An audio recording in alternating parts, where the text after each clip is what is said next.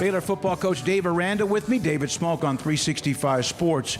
Do you feel like where you are as a depth chart and talent has been affected by not being aggressive in the transfer portal, not this past summer, but the year before? No, I appreciate that question. I don't think so. I think the talent that we have and the depth that we have is probably the most that we've had. And so especially with our skill people, to be able to play four corners and to have to roll them in and out. In the past, that's not been the case. And then I think the same could be true for D-line wise and our ability to roll guys out. Now, those guys are young people, and so that if that's what you mean by that question, then I feel good about our talent. I think the transfer portal as a whole for what we did this past year was really kind of predicated on just that 2020 recruiting class and the lack thereof and everything. And so I'm hopeful that from now on, we're getting 6 to 8, somewhere in there a year, as opposed to the, under 20 that we just about did this past year. And so I think that would be something that could benefit the team and then still get us to where, kids are coming in here and it's not turning into a junior college.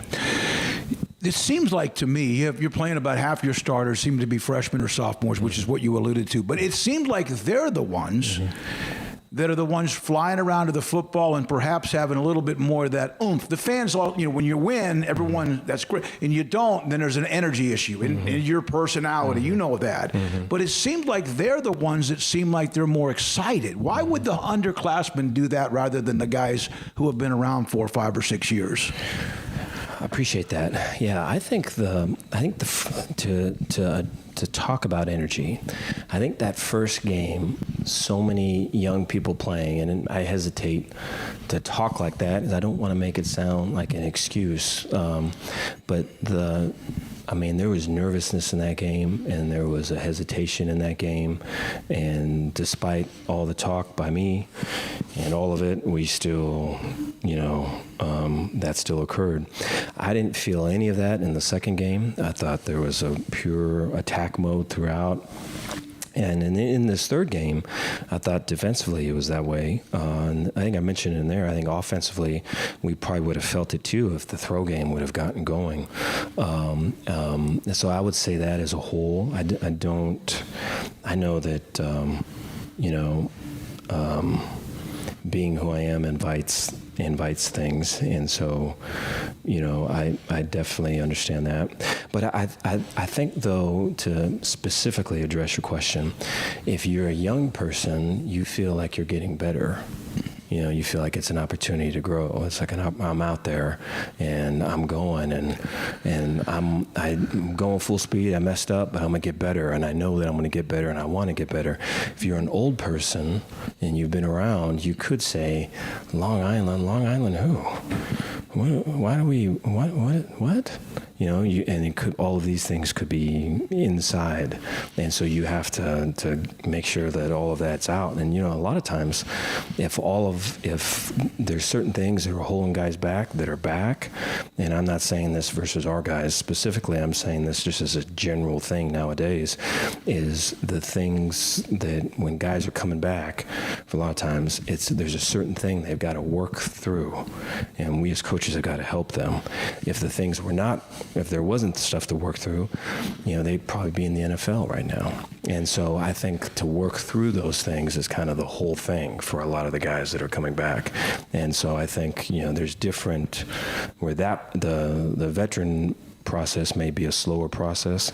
The younger process is a little bit quicker because they're thinking, I'm getting better with every snap.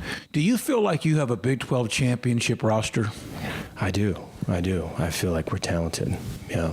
I think some of these questions, and I appreciate them, would be, if we were as explosive as we've been in practice on Saturdays, which we have not been, I think it'd be different. Jalen Petrie may have been like almost a once-in-a-lifetime player, Yep. and we know his story. He's in the NFL. You've struggled finding another one of him, and of course there's a reason how good he is, but has that been a disappointment that you haven't found like the lightning rod of your defense and someone like what he brought to the table at that position? Appreciate, the star. Yeah, I think, I think Corey can still be that, Corey Gordon. I think Tayshawn Wilson played some snaps this past game. I think Tayshawn could be that. I think both of those guys are very dynamic guys, and they're young. Tayshawn's a true freshman, but Corey has shown flashes. I think Corey's got to tighten up the off the field so that the on the field's a little bit more in between the lines. But he has shown to make plays, whether it's near the line of scrimmage or in a half or in man-to-man or blitzing. And so I can remember when Corey was here with Christian Morgan and Christian saying this guy's the next one. And so it's very obvious from that point of view, but it's just now that we're in a higher level of everything counts and everything matters, we've got to clean up the off the field to get the on the field better. Mac Rhodes told us last week that Baylor, you guys have to be careful about how you position NIL, but I feel like there's about to be more of we are taking care of the athletes, either now or the ones incoming. Is that something you've tried to communicate with the administration, knowing how sensitive it is, what you can say or not say about NIL? About how he seems to think that there's about to be, hey, we are doing this, and Baylor's been kind of too quiet about it. Right. I can sense that's where it's going. I think I feel the same way from the same place you're asking that question. And Mac and I have talked about that. And just this past week we talked about just where it was, where it is now, and where it's going, and where Baylor needs to be to stay in the mix with it. Texas is loaded, both sides of the ball. We know that. Can you sense, you won't be able to do it today, that you would come out with a team that's just hell-bent for election on Saturday and everything goes, you just let it all out? That is the hope. And I think I feel like we did that to a degree on two weeks ago. And I think defensively we did that this past week. I think it's been 2 weeks now. And so I think, the inconsistency is just not acceptable. And it's just not something that, anytime you have to, say who you are, then that's not it. The play has to justify it. And so I think for us to get offense, defense, special teams to where, the execution is where it needs to be, I think is the next step. And I know that, this game at this time and the whole thing is going to be a great call for guys to step up their play, and coaches included. And so we're excited for that. Is that something you take personally when it's inconsistent? The whether it's the play, the emotions, or whatever. Yeah, I think so. I think the most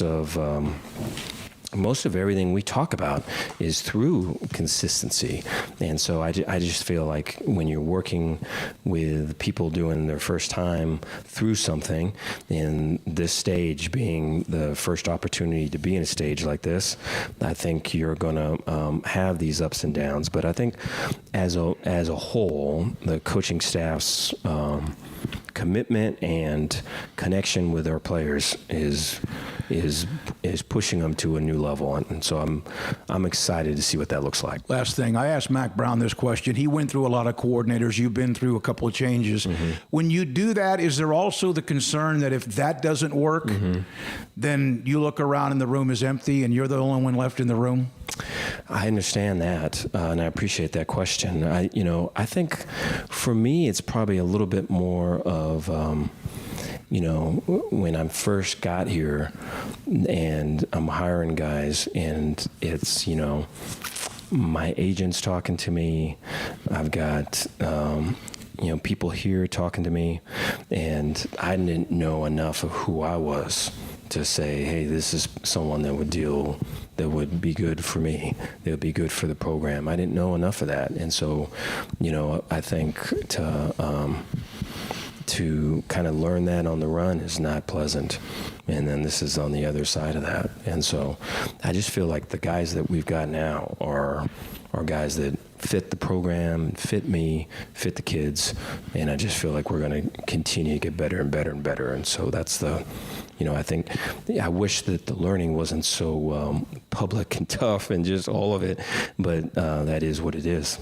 Final thing, would you feel like if this doesn't go well Saturday, and Texas is capable of blowing people out, but how important is it, no moral victories, how important is it for you guys to go out and play maybe your best game of the year? Is that possible?